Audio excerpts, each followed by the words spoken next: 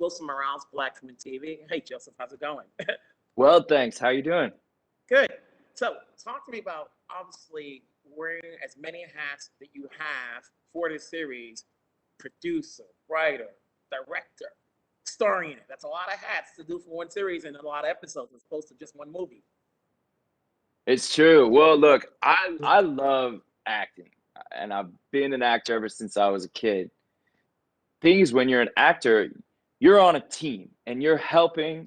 You're a team player helping a filmmaker tell their story, and I love doing that. And I get to express myself a lot as an actor, but I also wanted to tell my own story, things that are in my own head, and you don't get to do that as much when you're an actor. And for that, I had to kind of take matters in my own hands and write my own story and and put it on film the way that I saw it.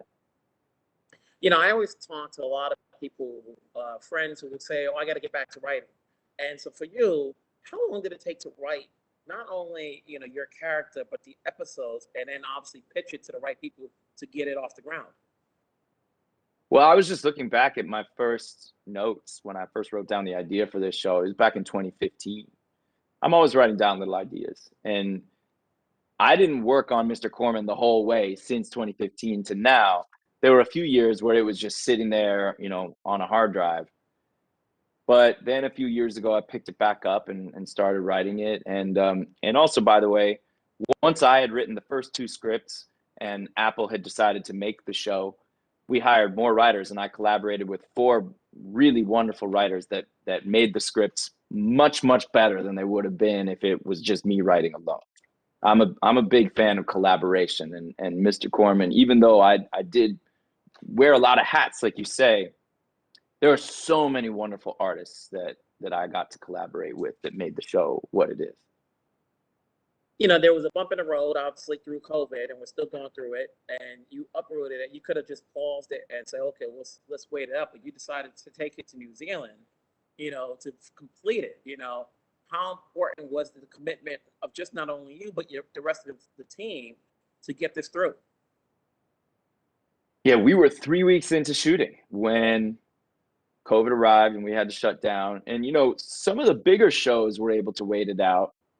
We're not that big a show. Our show might have just gone kaput, and that would have been depressing for me anyway.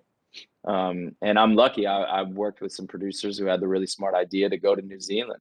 And I remember when they called me and asked me, "Hey, would you want to move around, halfway around the planet to, see if we can do this there?" And I just felt like I won the lottery, and I got to hand it to New Zealand. They've handled this virus, and it's a tribute to the leadership here. Jacinda Ardern is a wonderful leader, but it's also a tribute to just the people. There's a real community team spirit here. People don't mind sacrificing their own immediate comfort for the good of the whole country. And that's something we're missing in the United States. We're more fractured than that as a country. We're also bigger. So, to our credit, it's harder to do it when you're so much bigger a country. But I really admire the culture here in New Zealand and feel like it's something we as Americans could probably learn from. Mm-hmm. And then take me through your character. Obviously, he's gone through a lot of complexities. Did you talk to any therapist or anybody of note that can explain his mannerisms so that when people are watching it, they can see maybe themselves in there? Yeah, absolutely. So his character, Josh Corman, he's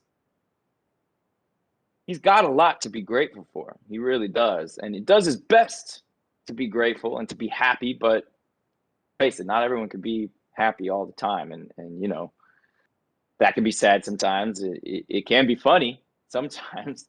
And it can also be anxiety inducing. And he does experience a certain amount of anxiety. And, I've experienced some in my life. I'm close with people that have experienced some in their lives. Some of the writers that I collaborated with also, and Aurora Guerrero, the director who directed the episode, where the character is feeling it the worst. She's had her own experiences with it. So we were drawing from a lot of different perspectives. And then, like you said, we also talked to to some experts, to a scientist. I spoke at length to a doctor of neuropsychology, and really she read the script, and we got her input, and we even did make some changes based on her input, and because we wanted it to be true to life. And the main thing she said was her big hope was that anxiety can be something that's not stigmatized by the show, but rather normalized, because it is incredibly normal. And that's been my experience too. You ask anybody about anxiety, it seems like either they have firsthand experience with it or they're close with someone else who's got it. And, this is something we're all going through together as a human race. And I think it's better that we talk about it. It doesn't have to be, something we don't talk about. I think it's good to talk about it. It's good to, even in our dark, humorous moments, laugh about it a little bit and start that conversation. But Joseph, congratulations, obviously, for what you put together. It's not easy getting something off the ground. You were able to do it. Hopefully, we'll get to see a season 2. But either way, we've got these episodes to watch, and congratulations. I really appreciate it, Wilson. Thank you. Yeah. Great talking to you.